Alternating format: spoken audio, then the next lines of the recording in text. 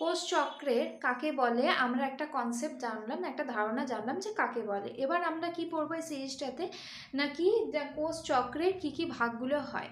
আগেরটাতেই বললাম যে এর হচ্ছে ইন্টারফেজ দশা এবং হচ্ছে এমফেজ দশা। ইন্টারফেজ দশাকে আমরা 3 ভাগে ভাগ করতে পারি, যেটা হচ্ছে G1 অর্থাৎ গ্যাপ 1 ফেজ, তারপরে হচ্ছে এস নামটা এসছে ফর সিনথেটিক ফেজ বা সিনথেসিস ফেজ, এবং তারপরে G2টা হচ্ছে গ্যাপ 2 ফেজ। এই 3টে ফেজ আছে, G1, S এবং G2। এই সময়তে কি হয়, সেল প্রিপেয়ার হয় to enter in the M ফেজে অর্থাৎ মাইটোটিক ফেজে এন্টার করবে বলে সে রেডি হচ্ছে। মাইটোসিস ফেজে কি কি থাকে দেখো, এখানে ছবিতে আমি এঁকে দিয়েছি, এগুলো আমরা বিস্তারিতভাবে আলোচনা করব।